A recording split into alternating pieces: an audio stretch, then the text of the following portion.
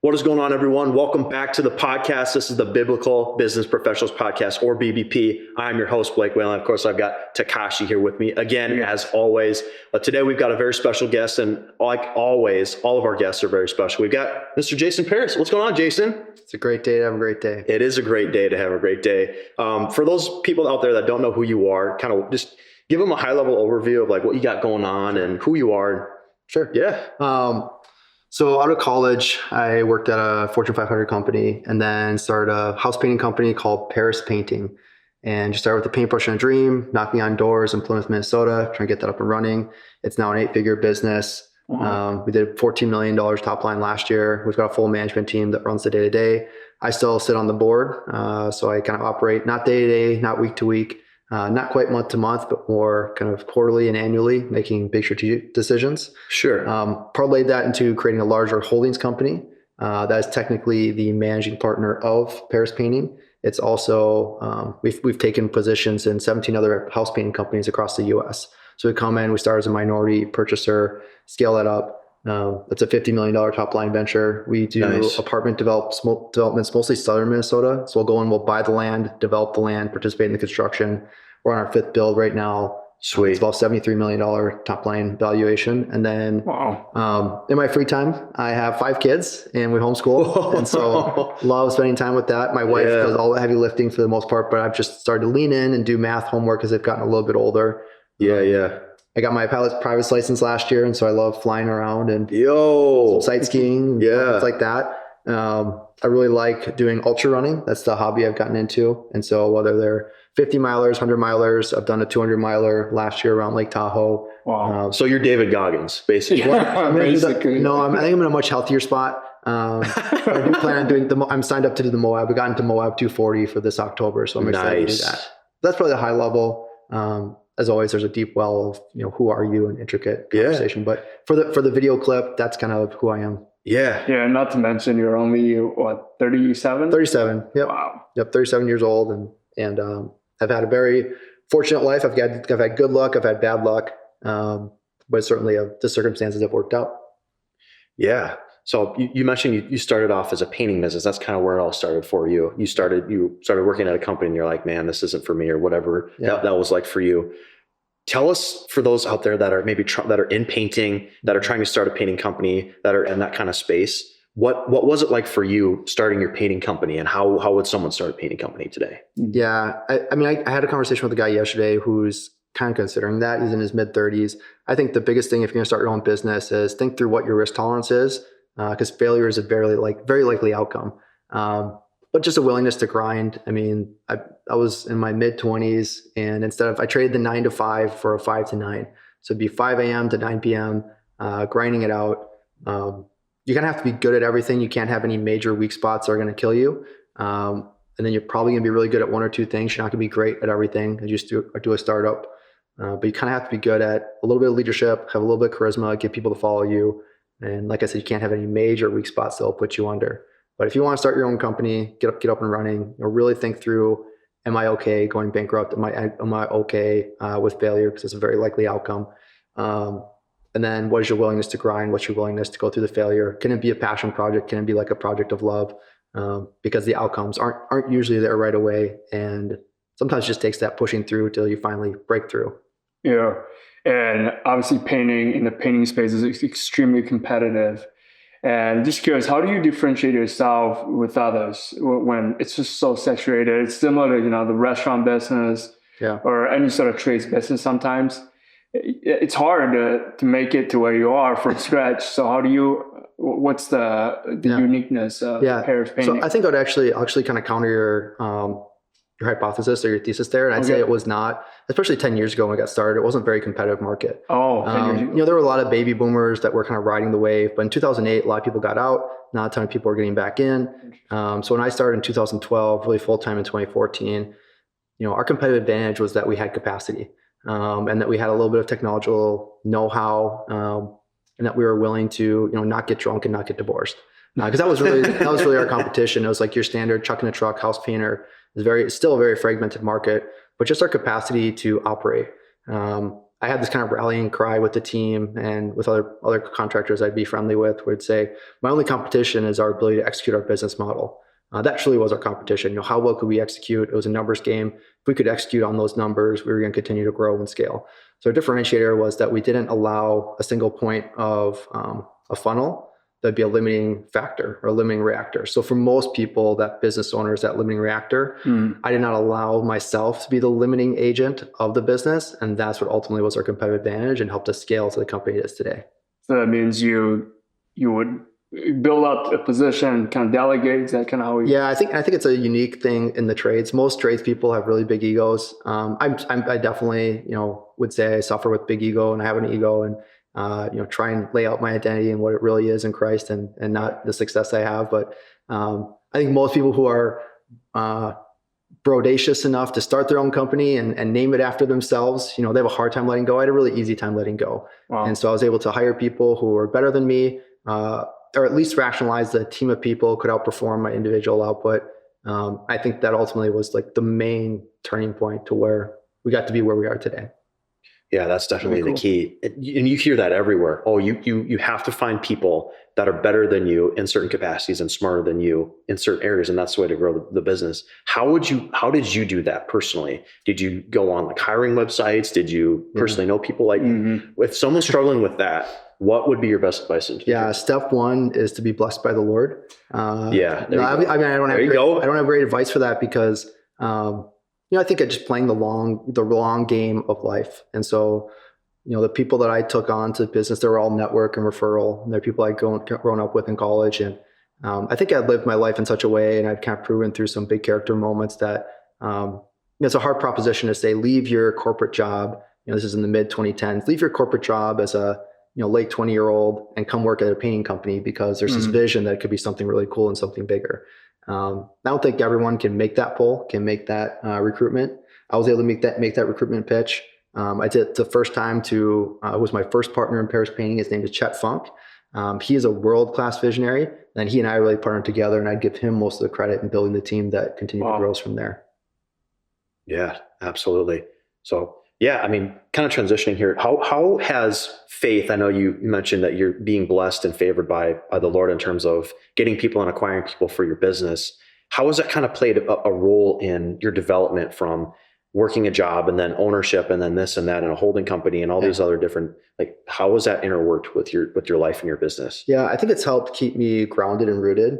So I think a lot of people, they kind of crash and burn in life. And one of three scenarios, one, they hit rock bottom, and I've certainly hit rock bottom in life. And I'd say my faith definitely was what kept me grounded and kept me rooted to be able to build back up. Sometimes they're kind of flying around, and they get disorientated, right? Things don't quite go as they were hoping it would go. Or sometimes, a big disorientating moment is when they break through the clouds. And I've certainly had those moments where I've broken through the clouds and been able to stay rooted in who I am, grounded in who I am. I think that consistency in something that is the ultimate consistency, which is God's identity, who I am as a son, that doesn't change.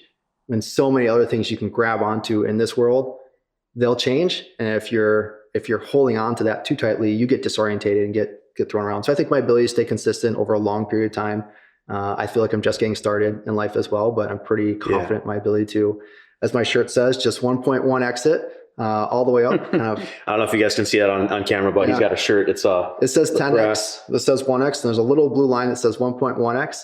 It's a counterculture to the 10x, bro hype stuff. I'm more of a 1.1x guy. Grant Cardone. Yep. If you're not the target, you are the target. But I think consistency over time has been a real competitive advantage.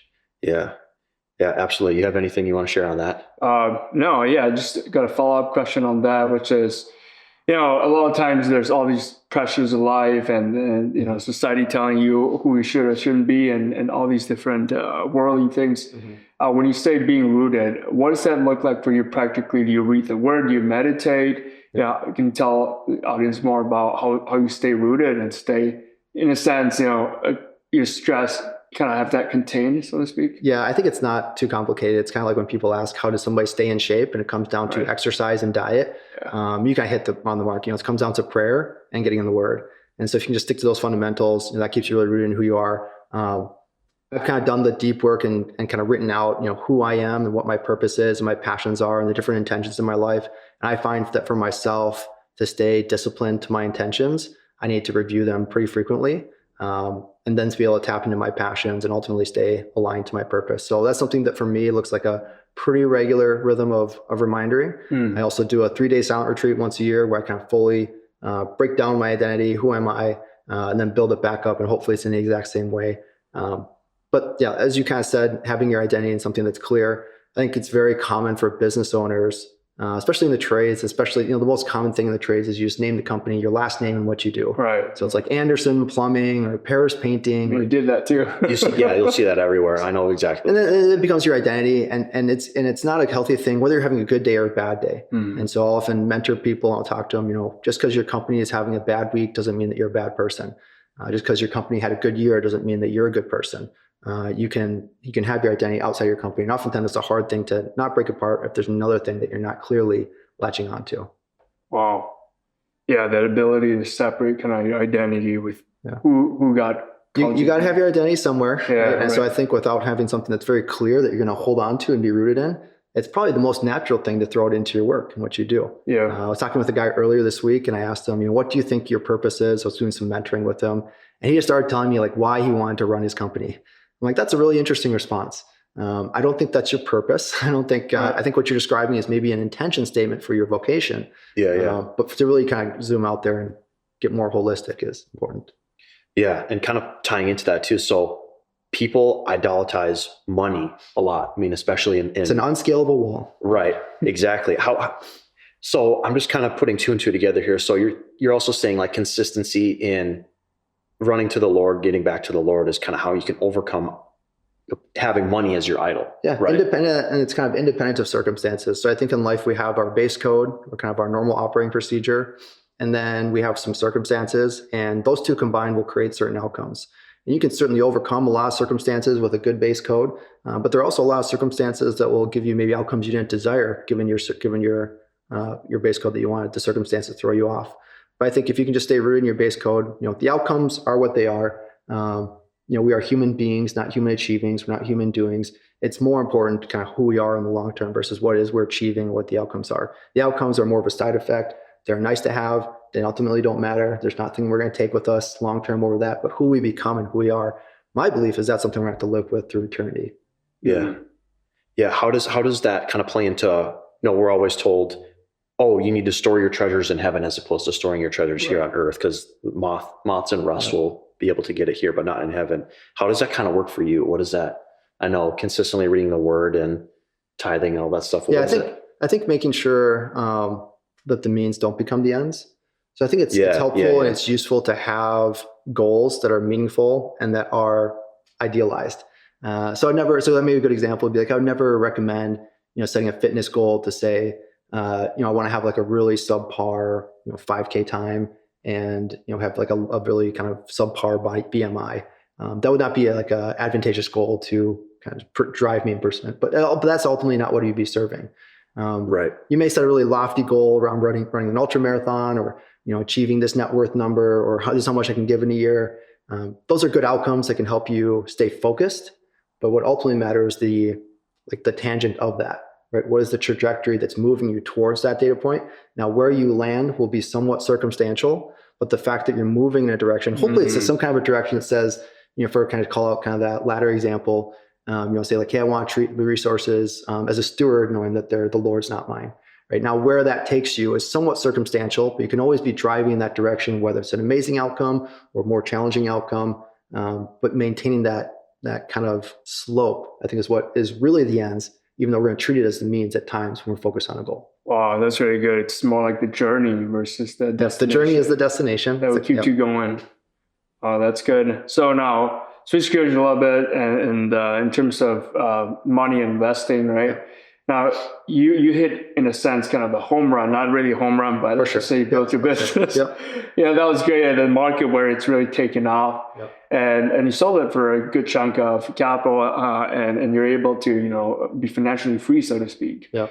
Now, at this point, are you thinking of hitting another home run, or what's your mindset with cash? Yeah, there's not really a financial driver in my life at this time. Wow. I mean, we have a 5x multiple of passive income than our family's annual spend. Wow. So I'm more thinking like what opportunities can I give my kids, but also have them, the challenged life, but kind of an easy life. And so we're super fortunate in that case.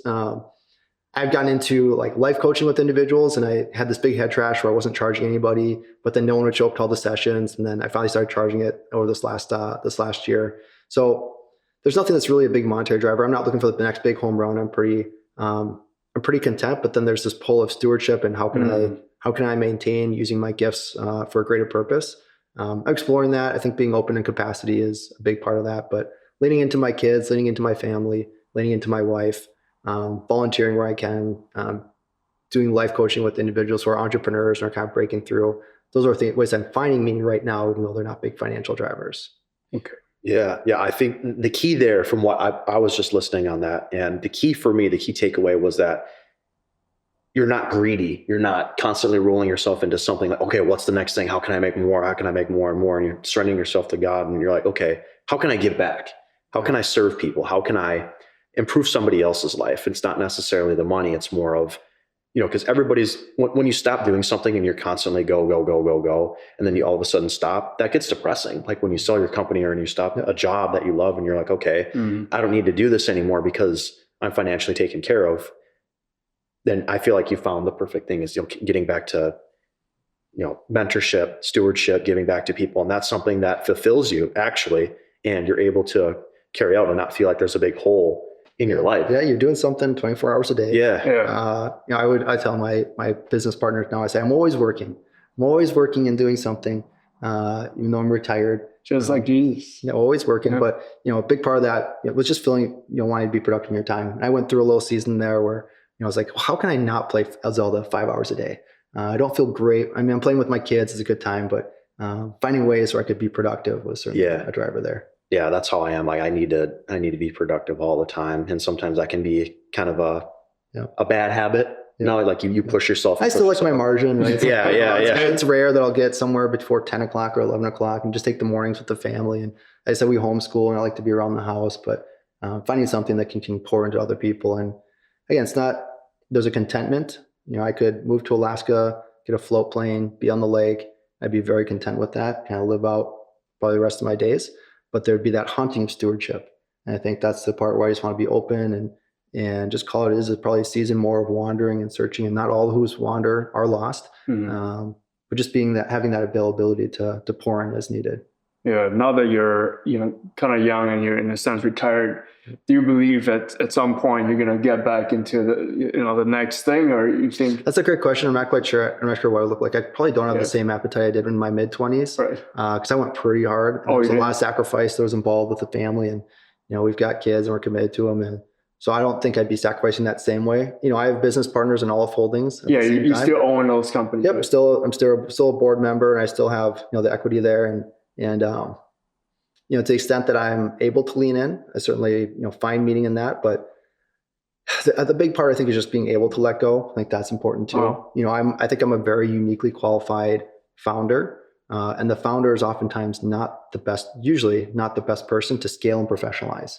And actually, they can be a little dysfunctional to be in that scaling and professionalizing environment because you really enjoy that startup culture and like a roadblock.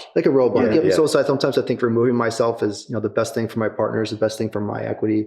But I'm always open-minded to leaning in something that is meaningful and use my talents and where I'm actually helping the team also. Cool. Yeah. All right, you want to do it? Yeah. So looks like, unfortunately, we're running a little bit out of time. So we're going to transition into the final 4 questions that we ask each and every single one of our guests, like I mentioned in the beginning of the episode. So first question, besides the Bible, we know that the Bible is God's word, is the truth.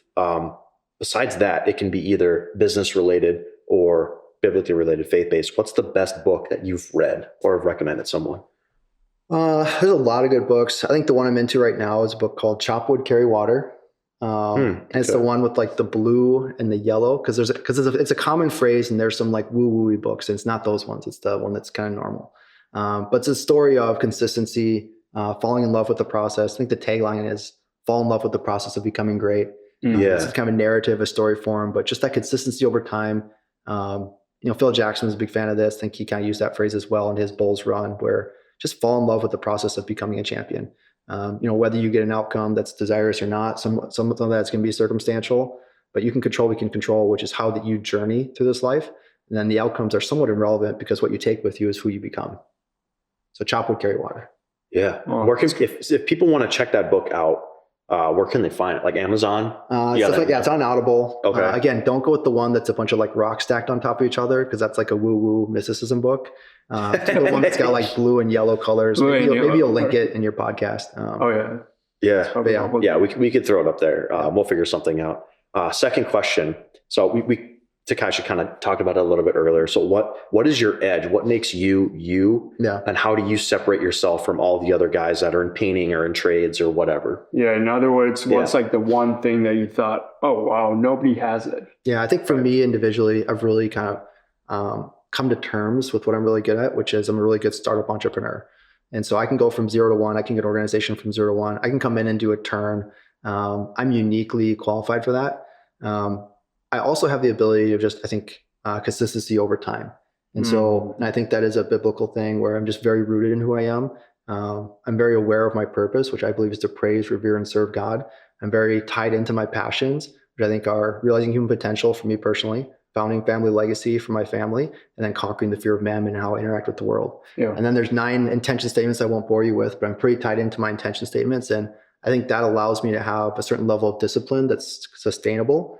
Because it's not just, discipline is very tiresome. It can wear you down.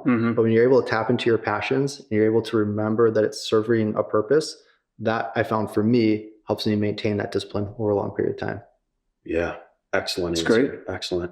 All right. Third question. This is ministry related. So is there anything that you're currently involved in or that you've started or that you want to give a shout out to in terms of ministry? So I'm always a big believer of supporting your local church. And so, first and foremost, that's where we serve and that's where we tithe and give to. Fathers for the Fatherless is something we've been involved in for a number of years. Me and my partners at Olive Holdings, we donate 1% of all of our revenue of our home base. And nice, so epic. That's become a significant little pot. And Fathers for the Fatherless is a big one. Me personally, there's something locally in the Twin Cities called Together for Good, run by a gal named Maribel Sandberg. Who I knew when I was a young child, and now she's grown up to do something really cool. And they work with families and mothers who, are going through a tough time. And they could use support before getting fully involved in the system. So I'd say Fathers for the Fatherless and then Together for Good are kind of 2 local ones that I enjoy supporting. Yeah. Yeah. Epic. All right. Last question. And we kind of saved the juiciest one for the end. But what has been the single best piece of advice, or you could list a couple of them, but what has been the best advice that you have ever gotten in your career? I think the advice that I'm going to call out here is the one that I give to people that I wish I had. Yes. Yep. And that's just because, when I was starting my entrepreneurial journey, I felt like I was the only one that was struggling, and it was really, really hard for me. And I'll just talk specifically being a small painting business entrepreneur in the mid 2010s. I'd be driving around in my Hyundai Elantra with my magnet slapped on the side.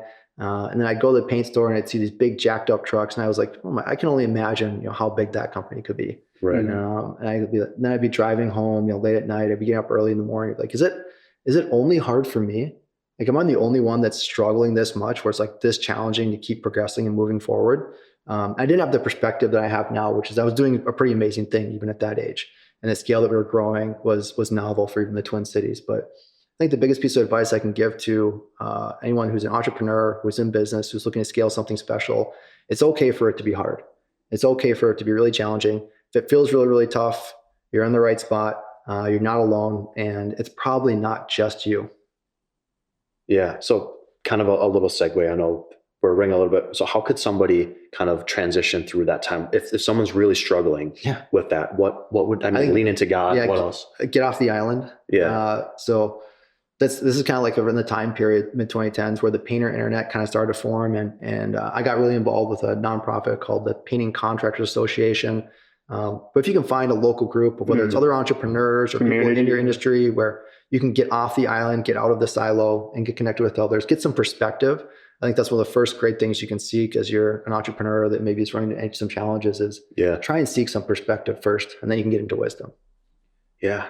Cool. Well, unfortunately, that's all the time we have for now. Thank you guys so much for tuning into this episode, and we look forward to seeing you guys in our future episodes. And thanks a lot to Jason here for hanging out with us today. And we'll see you guys in episode number 10. Have a good one, guys. See ya. Bye.